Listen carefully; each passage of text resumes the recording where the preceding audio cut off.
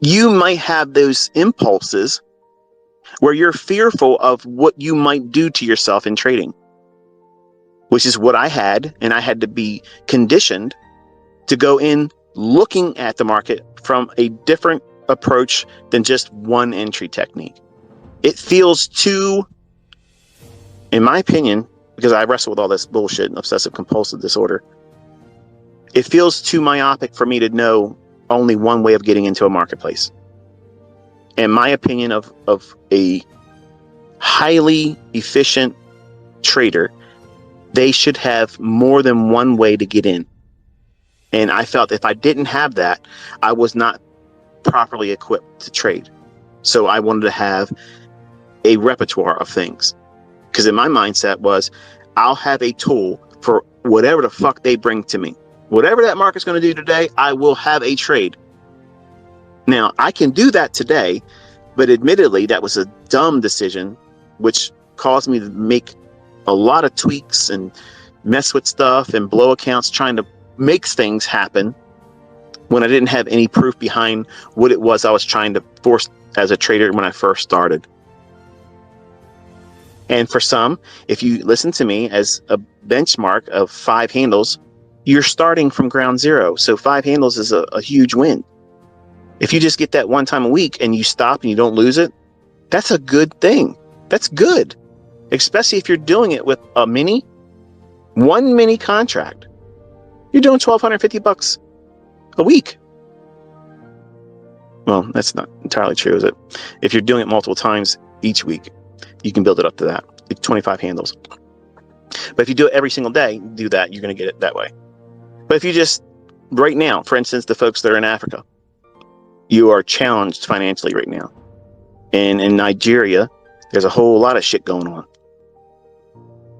If you made $250 a week, just a week, that's life-changing over there.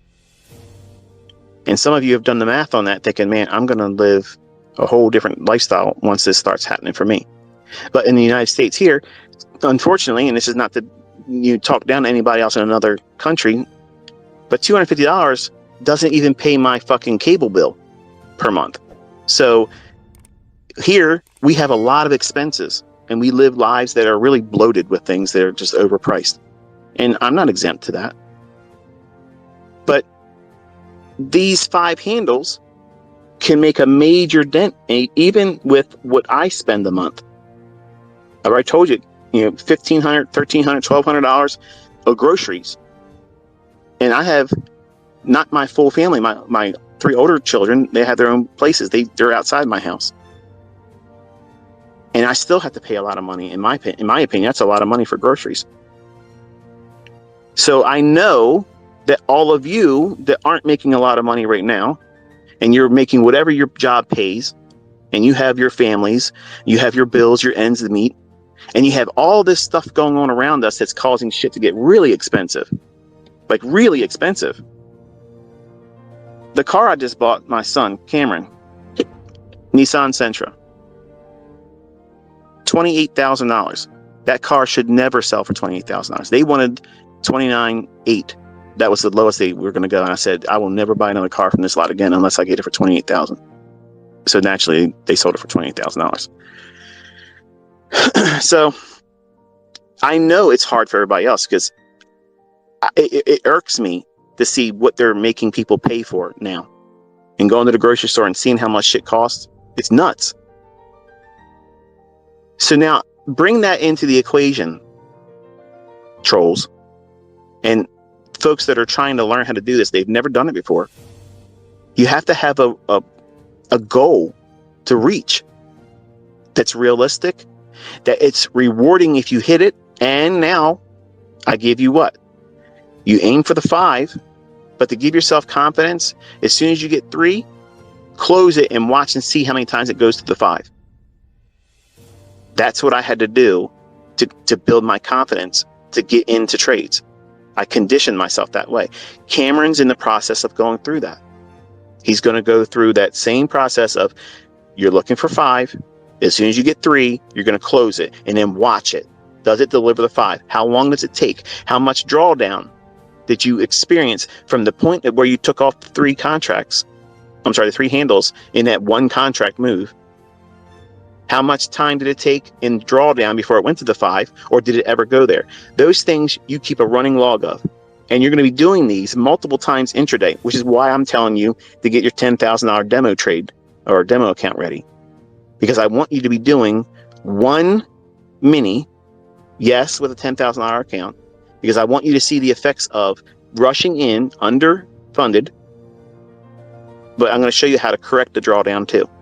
You're all going to create the drawdown because you're going to be doing things through ignorance.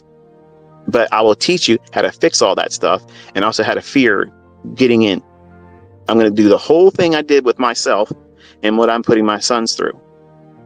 You'll be able to accomplish beating that anxiety, that, performance anxiety is what it is. I'm afraid I'm going to do it wrong. I'm afraid it won't be like your trades are. I'm going to show you how to get past all that stuff. But for someone that's new, and I give them this model to start with, it's a looking glass. And it allows them to focus on what? Look for 5, be content with 3. And by conditioning themselves over and over again, intraday, using 1-minute charts, it gives them several opportunities per day to challenge themselves to have that experience. It's like a laboratory experiment. And you're going to be prompted to do that. And it's going to be viewed by the trolls as, oh, look at this is dumb. No. It's to help you become indifferent to the outcome, which is exactly what you need as a trader. When you put a trade on, you know that this is what your model says it should do. You also know that it's usually more times than not correct.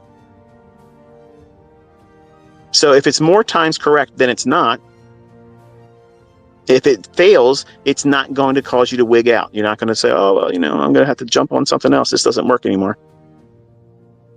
You'll trust that this is a speed bump. That's all it is. It's not a roadblock. It's not a barrier. It's just something that didn't give you what you were wanting that time. Just like getting turned down on a Saturday night at the club. She's good looking, ain't she? Yeah, she is. You finally had the courage to go up there, and you went long on one contract trying to get 5, and you didn't get nothing. You got stopped out. As she said, I'm not interested. Sometimes the market's going to do that. Ladies, you're not exempt either. Sometimes it's just no. I hope he asks me out and then you see his wife sit down next to him. Sometimes you're going to get full margin too. So by conditioning yourself, looking for something that's realistic and practical, 5 handles as a beginning, I think is reasonable. It's easy in my opinion, but it's also powerful because if you can develop the confidence to see this repeating, you're going to see a whole lot of fucking setups. A lot. And you're not going to be fearful of missing anything. Why? How can you get to the point of ICT never fearing missing a move? Because I see them fucking coming at all angles all the time. There's a lot of them. The point is you have to find the ones that you like. I literally walked through on Thursday with the GDP number with my son. I said, look, here's something can happen here. This is what's going to happen here. It was doing exactly what I said it was going to do. But I said, but I want to see the trade that goes up to the fair value gap. That's my trade. That's the one I want to do. But even though I'm calling it live right there in front of everyone that was listening to us, that's what it's like to be, well versed in this. You can see lots of 5-handle runs, up and down. And you're never going to be fearful, which means what? You're not going to be impulsive about getting any losing trade right away back. Just because I can see lots of trades and I can see them coming and I can engage on all of them. My experience has been when I've done that, I lose sight of where I am, and when the bigger moves come, because it's like a game after that. Like I'm like, okay, I did this one, I did that one, I did this one, I did that one, and I forgot. Oh, I'm supposed to be looking for this, and it's My obsessive compulsive just takes the better of me, and I don't do well in that situation. So, which is why I did what with my trading. I have to be highly selective. I want to be in the moves that have the best potential for the big runaway runs. I know how to find them, but if I either miss them because it happened before I got to the charts, or it happened when I was sleeping, that's a move I can't participate in. You can't either. I'm not getting up and saying, "Oh no, Bitcoin just moved 10,000 points over the last 6 weeks or whatever." I don't give a shit. That's not my market. I don't wake up and look at the S&P and say, "Oh shit, it moved 20 handles overnight. I wish I could." No, I can find 20 handles in a day doing 5 handle runs, up, down, up, down. There's my 20 handles. I'm not worried about it. And you won't be worried about it, which is where you should be as a trader. You need to know what you're looking for, what you're going to accept as a trade that incurs risk, and be comfortable with that. And if it fails, you're not going to lose your mind about it. You're not going to be in a hurry to try to find something that really isn't in the chart. What you're trying to do is impose your will. You're looking through that looking glass in a losing position. You're in drawdown. You're going to manifest your next setup, even when it's not there. Why? Because you don't have a clue what you're doing. You don't know your model, because if you knew your model, you would sit still until it formed. Maybe you watch live streamers. Some of them don't live stream anymore because they wreck themselves. The ones that do it, if they're impulsive, if they go in and try to overcome and do more than they're supposed to, study them. If you know somebody that's like that, tell me who they are and a tweet to me. That way I can watch them and see, I don't want to go there and troll, and I'm asking none of you to go there and troll. But if it's someone that you see that is impulsive, that's a wonderful social experiment to study and observe them, not to bring hate on them, not to make them feel bad. That's not what this is. But if they're willing to put themselves out there like a fish in an aquarium for everybody to look at, that's a perfect experiment for you to see what not to do and watch them feel the anguish and struggle, trying to do something, expecting some specific outcome that's never going to come, because they're just reacting to price versus predicting price. I saw a tweet by a guy. I'm not going to name him. we talked once, not directly, but through online posts and such. And he posted something to the effect that your job is not to predict the market, but to react to price. Okay. So that's some grade A bullshit right there. And that's the reason why your results look like the way they do. And sir, you know who I'm talking about. It's you. And I'm not going to try to say anything more than that. But you have to predict the price.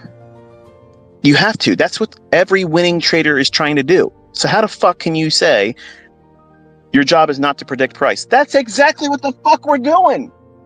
That's like telling the football teams, your job is not to go get touchdowns. What the fuck are we here for? I'm here to predict the future.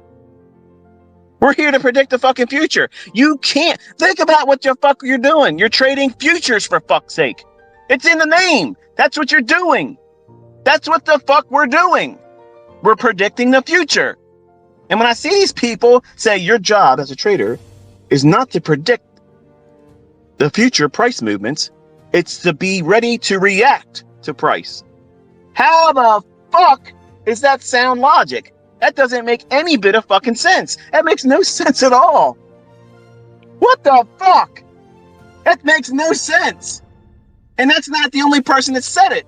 It's regurgitated, and it's posted all the time in shit from people that don't know what the fuck they're doing. How can you spend, seriously folks, holy shit, how long did it take for you to see me calling these things before the fact to know that, you know what, this ain't random anymore?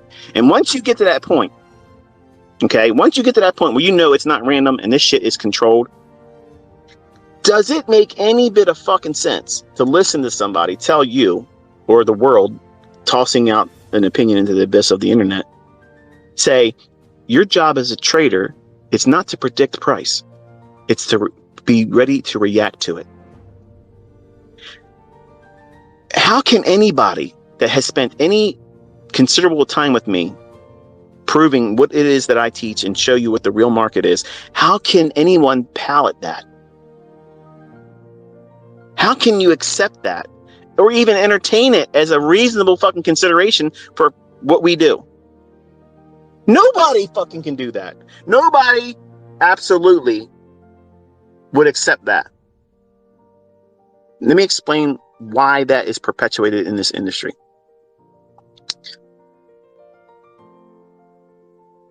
This thought process is a very soothing excuse for why they suck. And there's no nice way of saying it. It's for people that don't know how to predict price.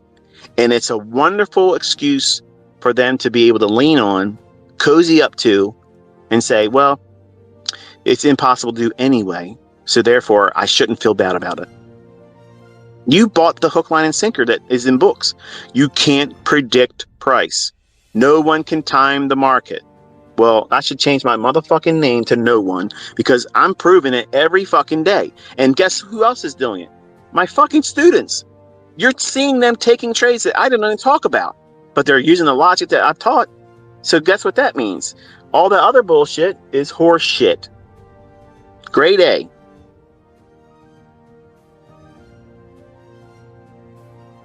So yes, our job is absolutely predicting price. But in the beginning, you don't know how to do that. So how do you protect yourself from it? You go in with baby steps. Gradually teaching yourself to trust your ability to do it. Also, condition yourself. Build in coping mechanisms for bad character flaws, impatience, impulsiveness, gambling. All those things that you don't think you have right now until you start pushing a button. And then you're going to discover you're a fucking train wreck. You thought you had everything together. If you ever see those guys that go around on YouTube, my wife shows me this stuff all the time. I don't entertain it myself, but she's a TikToker girl, right? She fucking eats this shit up all day long. And I'm like, do you feel your IQ dropping watching this shit? Like, I when you share some of this stuff, I literally feel like you fucking stole time from me. Like, what do you see in entertainment value in that? It's dumb. But she shares this stuff with me sometimes. She'll say, look at this guy here. And they'll ask people, how many states are in the United States? And some of the answers are shocking. And it's like, what the hell? That's nuts. And there's another one. So he'll say, hey, look, oh shit, I lost my train of thought. Some of you probably already know where I'm going to go with this, but I lost my train of thought with it. Damn it, it'll come back to me. Give me a second. Let me get a drink here. Let me think. It's spring weather, by the way. I don't fucking drink alcohol. It's these goobers that think I'm drunk all the time. I am just off the rails sometimes, yes, but I'm not inebriated. I don't drink and I don't take drugs. So oh man, this guy, what does he do? He goes around and he asks people some shit. I don't know. I might not be able to come back. If I remember it, I'll tweet about it. I might even share a link to one of the videos. But oh yeah, that's what it is. Okay, thank you. He'll go up to a guy and say, hey, look at this woman here. What would you rate her? 10 being extremely beautiful and 1 being a grenade. What would you say? And they'll say, oh, well, I think she's a 6. And sometimes these women are drop dead gorgeous, like beautiful. And they come off with some stupid shit. Like, oh yeah, she's like a 6, maybe 6.5. And then he says, okay, what would you rate yourself? Oh shit, I'm a 9. And they literally look like a buster. Like they don't look like they even have a fucking job. It's a mess. So they end up taking that guy's picture and sharing it to another person, saying, what do you think about this person? And they're like, this guy's a bum, basically. He shouldn't be asking anybody out, right? And it's interesting to see what your perception is about yourself, especially if you're opinionated about other people. And It's very much like a fucking Vinny, where you're a little dick guy that runs around and think you're a savage and you can't do shit. And your opinion of yourself is gigantic, right? So he ain't packing shit downstairs. He don't have a giant piano. And that's what's like when you see these characters in industry. Like they go around with their ego. They go around saying how you should do things, but they bring nothing to the table showing what they can do at all but failure, not doing well, and they spread bad advice. Bad advice. They don't have students that are killing it. They don't have profitable students. They don't have people proving it. Nobody's interviewing their students. Nobody's seeing anybody getting six-figure withdrawals in accounts and companies that are literally interviewing them. So when you listen to other people talk shit about you, our community, and me, and what it is I'm teaching, and if you entertain that, if it gives you any negative feelings, you're not paying attention, because there's no reason for you to be even entertaining that bullshit. There's so much proof in here, you're drowning in it. It's intoxicating. It is a fucking cult of winning. But in the beginning, you can't appreciate that, because what are you doing? You're having that same complex that this gentleman highlights when he goes around asking other people, what do you think about this person here? What he's targeting is the ability for the human mind to look for the negative in any fucking thing. Toxic thinking in weak-minded individuals or ill-prepared people as traders, and everybody when they first start are all ill-prepared. But you don't know the level of toxicity in you until you start doing this. If you see somebody doing well and you feel like I got to start talking shit about this person. Well, you're a little Dick Benny then. But if you look at other people and they're doing well and you don't feel like there's an issue, there's a problem, and you're like, wow, that person's really doing well. And even though you can't do what they're doing, you can't even do anything close to that, you can appreciate what they're doing and think, wow, that might be motivational for me to do that. Even though I can't do it, I don't feel like it's defeating for me to feel that way. Why? Because you're new. You're new at it. And so many, especially the young men, so many of the young men that come in this industry that follow other influencers that make it about image. Everything's got to be the new car, the nice cars. I'm telling you, having had lots of shit like that, it doesn't make you a better trader. And frankly, nobody gives a fuck once you show it. Once you show it, that's it. You done shot your wad. It's done. What are you going to do? Be seen in it again with a different haircut? They've already seen. Okay, so what? You got a car. Big deal. What have you been doing in your trades? Show me your live account trading.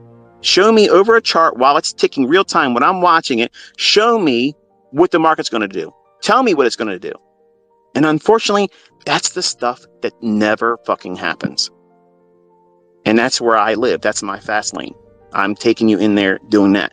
But I also know, as your mentor, that you're going to have problems in the beginning. You're going to discover things about yourself that you are not going to like.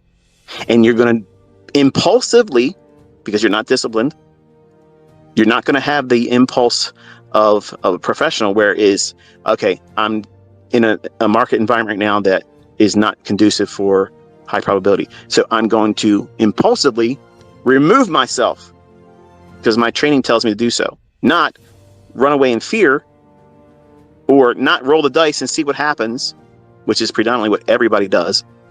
That's the demo disease, okay? Push the button and see what happens. Push the button and see what happens. In the beginning, you're going to be a train wreck when you discover what you have as character flaws. Nobody has ever started this industry, ever. Ever. Never happened. It's never, ever happened. It's never happened. Where somebody walked out here, got it all right from day one, and never had hardships or had to wrestle with internal conflicts with what they are as a trader, what they're not as a trader. They don't have a person out there in the industry that's like that. Everybody comes in here and we are all baptized in the fire. And that is going to be pain.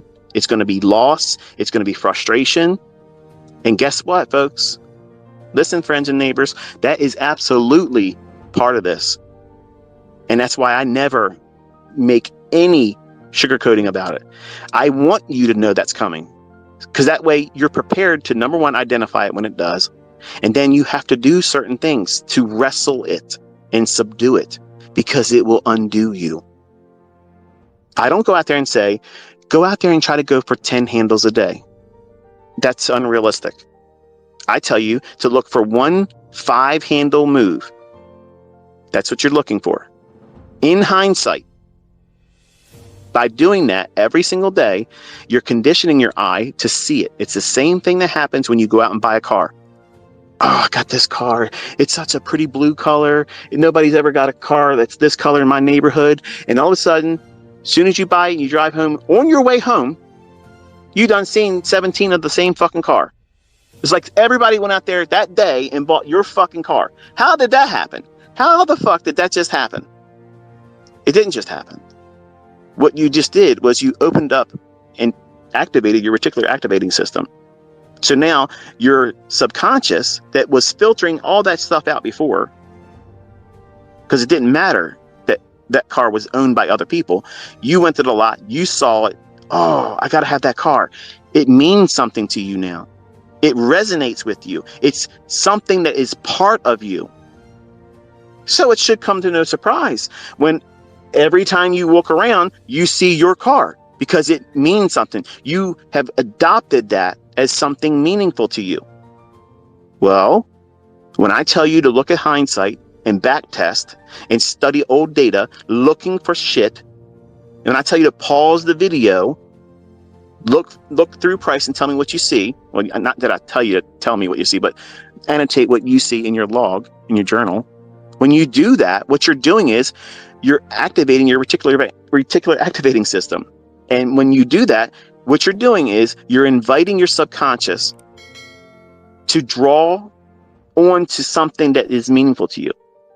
What is that? I'm teaching you fair value gaps, because it's the most visually identifiable thing in price action, apart from relative equal highs and relative equal lows. So in short, really, you could just trade with just that. They're the two most important, visually pleasing, easy to find. Jump on a chart real quick, any time frame, your eye will go right to the relative equal highs, relative equal lows. And if there's a fair value gap in the middle of it, and you know there's likely to go up there, well, you can buy the fair value gap and ride it up to the relative equal highs. There's your model right there. It's done. I just gave it to you, and it cost you nothing. Probably some of you never even thought about it. You're like, now, oh man, I never thought about it like that. Yes, it's just like that. But when you don't go through old data and you just binge watch my videos, and you're not pouring yourself in charts, spending time literally every single day looking through charts, studying how these other moves that you can't make money or lose money in, everybody else is going to tell you it's a waste of fucking time. They're the same people that will not be trading with live funds 6 months later. There's a lot of bad advice in this industry, a lot of bad actors, and a lot of chapped asses, man. And I'm sorry. It's harder for some of you. I'm sorry. But it wasn't easy for me in the beginning. I've just been doing it a whole lot longer. I know what works. And I'm telling you, if you listen to the shit I'm telling you to do and avoid the things I'm telling you to avoid, you will save yourself a whole lot of time. And be accepting. Be flexible. Give yourself permission to take up to this year and maybe into next year to get it. For some of you, if you give yourself a broad timeline with no definitive, I got to know it by this time. You know, in a lot of ways, I regret having told you that my last live stream is going to be the second Friday of November, because it kind of pushed the envelope on pressure. Like, now you have to, by this date, I gave you a deadline. When I teach you, don't have a deadline. I didn't tell you that so that way you can be fearful of it. I've told you that so that way when I get to that point and I say I'm stopping, I can say, remember I told you, because that's just the way it is. I got to have an exit clause here. Okay. When I'm going to leave, why I'm leaving, and why it stopped. It wasn't because somebody ran me off the fucking internet. It wasn't because, I'm locked up. It wasn't because I'm, in the poorhouse. It's because Michael's going back to fucking doing what Michael does, okay, which is be Michael. And I've spent a lot of time, if I do this every week, every day, I'm investing a lot of time in all of you. And it's your job to do all the work in between, which is a lot. It is. And I saw a guy saying, listen, man, I love what you do, but listen, you're doing these Twitter spaces and you only give like 30 minutes of applicable information, and we got to sift through all that stuff. Listen, kindly, sir, please, don't send me shit like that, because that's the kind of stuff I block. Because you're saying my time investing into you, telling you all these things, you can't be successful if you just know the concepts of getting in, where to put a stop loss, all that other stuff. Because if it was just that easy, I can do that in a book and you won't make money with it. I can do that in a video because I've already done it, and you're not making money yet, because that's not all it is required. You have to understand the person that's in you that's going to absolutely fuck this up for you. I'm sorry, but that's the reality. We're not always going to be prepared for doing difficult things, and this is one of the most difficult things on this fucking planet. You're wrestling with yourself in an industry that's designed to take your ass the fuck out. You're not supposed to make money here, man. You're not. It was not created for everybody to walk in here and just know what's going on and make money. It was designed for, well, P.T. Barnum said it perfectly. The sucker. There's suckers born every day, and they come in here looking for animal patterns and bullshit Mickey Mouse things that tells them it's going to go up because moving averages are crossed over, and they lose their ass. And they get mad and they think, okay, I didn't do it right at that time. And they push and push and push, and they lose their ass again, not realizing that the market doesn't respect any of that bullshit. And if they have a strong opinion of you about how they won't ever submit to somebody else's stuff when the other stuff is absolutely what's going on, they become absolutely toxic to themselves and anybody else that listens or looks at them. And Vinnies have happened all the time. I've had Vinnies on America Online. Okay. I've had those kind of creepy bitches. Okay. they're weak people. Weak. And you're going to have them too. If you go out there on social media, you make yourself known, you're going to do something, and you're going to be consistent doing this. And you're going to rub all kinds of people wrong because they can't do it. And little dick complexes are going to materialize in men. Rarely will you ever see a woman come out there and start talking shit, unless it was Talking Options lady. And she got real quiet when I said, let's go and let's start showing some daily. Let's look at the statements. Let's do it. Let's call it live and all that. And she just dropped off the face of the earth. Men are the ones that do it because it's ego. It's pride. It's the caveman mentality. And when you're young, you all, the younger men, you all want to do that because you think that's what this is about. And what you're trying to turn trading into is image-based. Image-based. Worship me. Give me attention, because you need to feel what? Like I have always wanted to feel. I wanted to have affirmations given to me from my grandfather. I can't get that. So I pursue things to try to give me that high that I'd never got from hearing it from my grandfather. I wanted that man's approval, and I can't get it. So I do everything in life trying to constantly seek the affirmations that what I'm doing is above grade of everything. And anybody that spends time with me really rolls their sleeves up. That's the common denominator response is, this is next level shit. And I know that. I know that. And when I see you succeed, and I see others that are among you in this community succeeding, it's thrilling to me. It's very satisfying.